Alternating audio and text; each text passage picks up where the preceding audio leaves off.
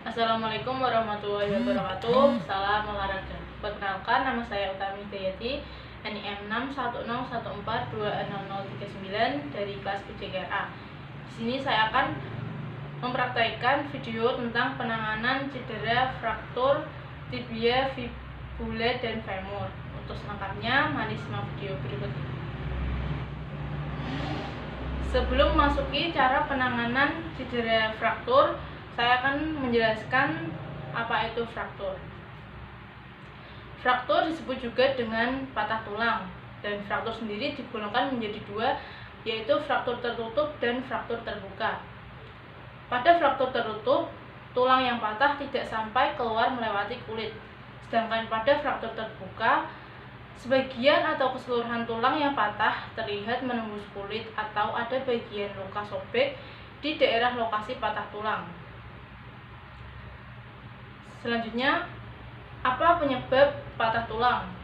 Penyebab patah tulang sendiri adalah yang pertama, adanya insiden traumatis seperti cedera olahraga atau kecelakaan. Selanjutnya, kondisi seperti osteoporosis dan beberapa jenis kanker juga menyebabkan tulang patah lebih mudah. Bahkan, trauma ringan dan jatuh dapat menjadi masalah serius. Selanjutnya, gejala patah tulang. Gejala patah tulang antara lain yaitu pertama, korban merasa mendengar bunyi patahan tulang. Yang kedua, gerakan bagian tubuh tidak normal atau tidak seperti biasanya. Yang ketiga, bagian yang terluka terasa nyeri, terutama ketika disentuh atau digerakkan. Yang keempat, ujung tulang terlihat bila terjadi fraktur terbuka. Yang kelima terjadinya pembengkakan. Yang keenam, ada bagian tubuh yang terkena cedera itu berwarna membiru atau memar. Yang ketujuh, adanya perubahan bentuk pada lokasi cedera. Selanjutnya, pertolongan yang dapat kita lakukan ketika terjadi patah tulang. Sebelum memasuki bagaimana cara penanganannya, saya akan memperkenalkan alat yang dapat digunakan dalam menangani. Yang pertama yaitu kita menggunakan kardus sebagai pengganti papan.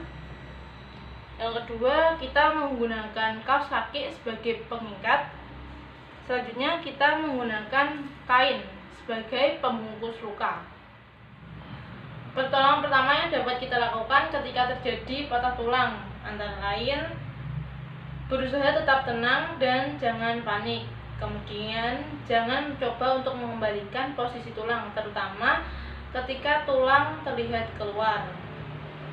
Yang ketiga, kita bisa menutup luka secara perlahan dengan menggunakan kain seperti ini.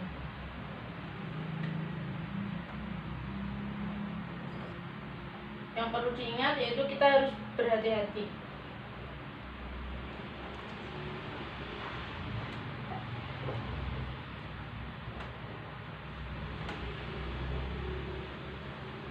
Setelah itu, pada kain ini terdapat dua sisi. Kita bisa memasukkannya secara bersilang.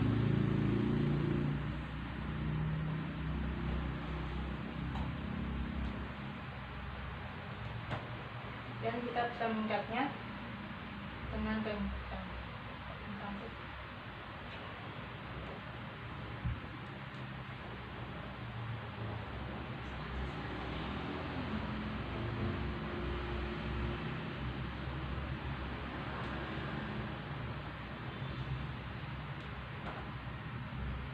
Selanjutnya, kita bisa memasukkan alat bantu ke dalam kaos kaki sebagai pengikat yang kita masukkan di bawah kaki.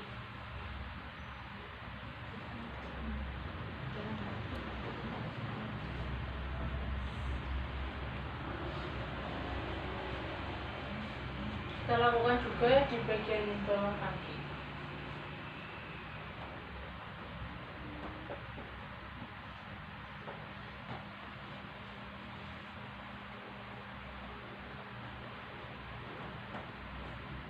Setelah tali pengikat terpasang, kita bisa meletakkan kardus di kedua sisi kaki seperti ini. Kemudian kita bisa mulai mengikat. Kita mulai dari bagian atas, ikat dengan kencang supaya kaki atau tulang tidak tergeser. Kemudian kita bisa melanjutkannya di bagian bawah kaki.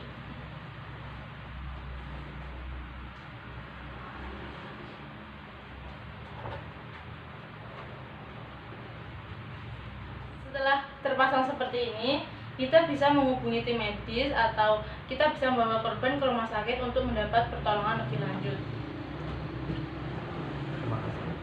Sekian yang dapat saya sampaikan. Apabila ada kekurangan, saya mohon maaf. Terima kasih. Wassalamualaikum warahmatullahi wabarakatuh. Salam olahraga.